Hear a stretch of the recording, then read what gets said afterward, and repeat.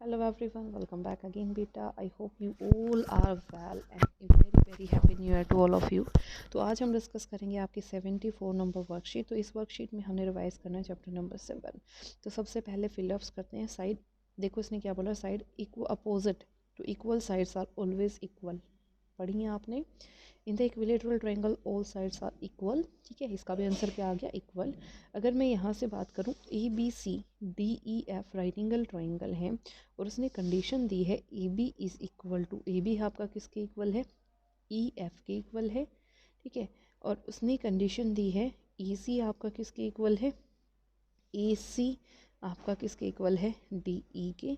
तो उसने कंडीशन दी, वी हैव टू टेल। तो यहाँ से देखो बेटा, आप क्या लिखोगे, सीधी सी बात है, A B is equal to E F. जो इक्वल है उसको इक्वल ही रख दो ना। ए बी आगे दिया हुआ तो ई एफ को भी आगे ही रख दो। यहाँ से बचा था सी तो यहाँ लिख दिया सी, यहाँ से बचा डी तो यहाँ लिख दिया डी। तो ई एफ डी आपका आंसर आ जाएगा। नेक्स्ट पॉइंट देखो, इसने क्या बोला, in a triangle P Q R if P Q is equal to P R. ध्यान से देखना, एक ट्राइंगल है, ट्राइंगल के अंदर नाम दिया है, ये आपका पी, ये आपका क्यू, ये आपका आर। और उसने बोला पी क्यू जो है क्यू पी आर के इक्वल है। उसने बोला पी क्यू जो है वो पी आर के इक्वल है। तो हमें बताना कौन से एंगल इक्वल होंगे। तो इसके अपोजिट ये, इसके अपोजिट ये। तो यहाँ से आंसर आ गया क्यू, यहाँ से आंसर आ गया आर। ठीक है, तो angle Q is equal to angle R. आगे देखो उसने क्या बोला, which of the following is not a criteria. बताना है कि कॉन्ग्रुएंसी के लिए आप कौन सा क्राइटेरिया यूज़ नहीं करते। तो कौन सा नहीं करते, ए।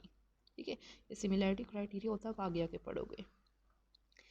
इसने बोला ई एस ए के लिए, अब ए एस एक रूल है बेटा, आपने पढ़ा है, दो एंगल्स अगर इक्वल हो जाए, उसके बीच में कोई साइड हो तो उसको ए बोल सकते हो, बिल्कुल भी नहीं, ये रूल ही नहीं होता, ये भी नहीं बोल सकते। तो कौन सा आ सकता है यहाँ से, fourth, none of these. Next देखो, उसने बोला अगर ए बी कोई लाइन सेगमेंट है तो सबसे पहले उसने कंडीशन दी, अगर डी पी मिड पॉइंट, अगर ये मिड पॉइंट है तो बेटा A P is equal to P P होगा। यहाँ से मेरे पास क्या आ गया, A P is equal to B P. ठीक है, और उसने दिया ये वाला एंगल इस वाले एंगल के इक्वल, ये ऑलरेडी मेरे पास गिवन है। तो angle P B A D equal होगा एंगल ए बी ई के। ठीक है, अब आगे उसने बोला and angle D E P A, यानी कि ई पी ए, ये वाला एंगल इक्वल होगा इसके। ठीक है, तो अब ध्यान से देखना, angle E P A is equal to angle D P B, ये चीज़ मेरे को गिवन है। अब मेरे को प्रूव करना है डी ए पी। तो डी ए पी के अंदर तो ये पूरा का पूरा एंगल जाएगा, सिर्फ बचा क्या, ये वाला एंगल, इसका नाम क्या है, ई। अगर मैं यहाँ पे बात करूँ तो इस वाले एंगल का मेरे पास यहाँ पे नाम क्या है, इसका नाम मेरे पास है ई पी डी। तो इसमें भी ई पी डी प्लस कर दो और इसमें भी ई पी डी क्या कर दो, प्लस। दो इक्वल चीज़ों में अगर आप सेम चीज़ ऐड करते हो तो दोनों चीज़ें फिर भी क्या होती हैं, बराबर। ठीक है, तो ये इन तीनों रूल से वो क्या हो गई, कॉन्ग्रुएंस हो गई ट्राइंगल। और वो रूल क्या था हमारे पास, ध्यान से देखो, दो एंगल्स और उसके बीच में साइड। ठीक है, दो एंगल्स और उनके बीच में साइड, तो उस रूल को क्या कहते हैं बेटा, ए एस ए। तो यहाँ पे आ गया बाय ए एस ए, ये ट्राइंगल्स क्या हो गई, कॉन्ग्रुएंस। अगर ये ट्राइंगल कॉन्ग्रुएंस है तो ए डी जो है वो बी ई के इक्वल होगा, किससे, by C P C T. कौन सी कंडीशन से, C P C T. Next question पे आ जाओ। क्वेश्चन नंबर 5 आपका क्या कह रहा है, इन राइट एंगल ट्राइंगल, एक राइट एंगल ट्राइंगल है, उसके अंदर राइट एंगल ट्राइंगल है, कहाँ पे, यहाँ पे 90 डिग्री दिया हुआ है। और सी एम जो है वो मिड पॉइंट है, किसका मिड पॉइंट है, ए बी का। ठीक है, तो उसने बोला C is join to M, C को एम से ज्वाइन किया। दूसरी बात, प्रोड्यूस टू डी, उसको डी तक इंक्रीज किया, किस तरीके से, D M is equal to C M. ठीक है, पहले ट्राइंगल के अकॉर्डिंग अगर मैं बात करूँ तो ये वाला पॉइंट इसके इक्वल, ये वाला पॉइंट इसके इक्वल। ठीक है, ये वाला एंगल इसके इक्वल। तो मान लो ये 1 है, ये 2 है, साथ में लिख के जाना पहले वाले इसके प्रूव करने के लिए, angle 1 is equal to angle 2। Reason क्या है, वर्टिकल अपोजिट एंगल्स। ठीक है, दूसरा क्या है, B M is equal to M A, given है, प्रूव करने की ज़रूरत ही नहीं कुछ। फिर यहाँ से मेरे पास क्या आया, ध्यान से देखना, D M is equal to M C, ये चीज़ भी गिवन है। तो ट्राइंगल्स, कौन सी triangle, A M C is congruence to triangle B M D. कौन से क्राइटेरिया से, एस ए एस से। अगर ये कॉन्ग्रुएंस हो गई तो ये वाली, यानी कि अब देखो, मेन ट्राइंगल को कॉन्ग्रुएंस प्रूव कर चुकी, ये आपका फर्स्ट पार्ट। अब सेकंड पार्ट के लिए यहाँ से क्या क्या चीज़ें निकलेंगी, देखो कर दूँ मैं इसको रफ। तो ये देखो आपका, अगर मैं यहाँ से बात करूँ सेकंड के लिए, सेकंड के लिए यहाँ से आपके पास निकलेंगे, ध्यान से देखना, ये वाली साइड इस वाली साइड के इक्वल, क्योंकि इन ट्रायंगल्स को मैंने कॉन्ग्रुएंस प्रूव किया है, ये आपके पास कॉमन।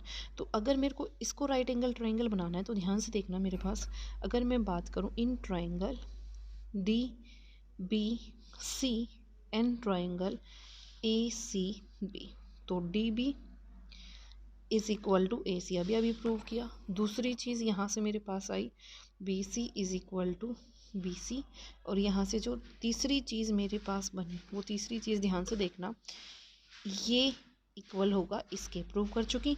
तो यहाँ से मेरे पास क्या आ गया, क्योंकि ये हाफ इसके इक्वल है हाफ इसके इक्वल, दोनों को जोड़ूंगी तो आपस में क्या हो जाएंगे, इक्वल हो जाएंगे।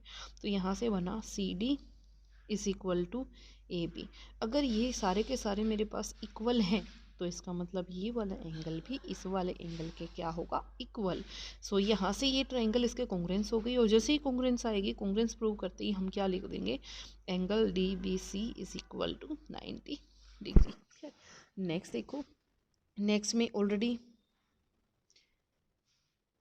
ठीक है, अगले देखो, उसने बोला C M is equal to half of A B, उसने कंडीशन दी है C M is equal to half of A B. अब ध्यान से देखना इसमें क्या प्रूव करोगे, अगर मैं यहाँ से बोलूँ C M is equal to half of A B, तो यहाँ से मैंने अभी क्या प्रूव किया था, C M is equal to D M है, ठीक है। और जैसे ट्राइंगल कॉन्ग्रुएंस प्रूव हुई थी उसके अकॉर्डिंग यहाँ से मेरे पास अगर कंडीशन बनी तो वो क्या बनी, डी बी, सॉरी यहाँ से मेरे पास कंडीशन बनी, वो कंडीशंस क्या बनी देखो, यहाँ से बना A B is equal to C D, A B is equal to C D, ठीक है। तो यहाँ से मेरे पास अब कंडीशन क्या आई, सी डी क्या है, हाफ ऑफ सी एम, ये टू वहाँ जाके क्या हो जाएगा, मल्टीप्लाई, तो क्या आ गया, C M is equal to multiply हो गया, क्या आ गया, C M is equal to 1/2 A B. Clear.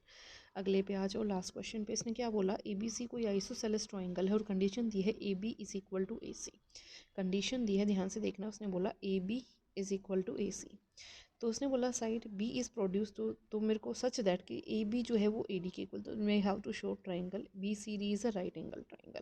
अब ध्यान से देखना, मेरे को प्रूव क्या करना है, मेरे को प्रूव करना है यहाँ पे 90 डिग्री बनेगा, तो इसको 90 डिग्री प्रूव करने के लिए मेरे पास कंडीशन क्या होनी चाहिए, यहाँ पे 90 डिग्री का एंगल बनेगा, ठीक है।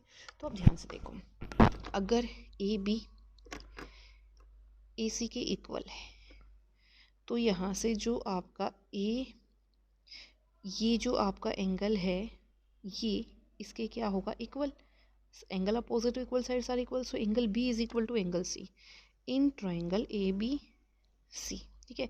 तो angle B is equal to angle C. अब दूसरी ट्राइंगल मैंने ली, इस वाले ट्राइंगल के अंदर बात करूँ तो ये वाला एंगल इस वाले एंगल के क्या होगा, equal, so angle C is equal to angle D, angle C is equal to angle D in triangle A C D, ठीक है। अब ध्यान से देखना, अगर मैं इन दोनों को क्या कर दूं, प्लस, ठीक है, इन दोनों को क्या कर दूं, प्लस, तो देखो अगर मैं इसको ऐसे भी तो लिख सकती हूँ ना,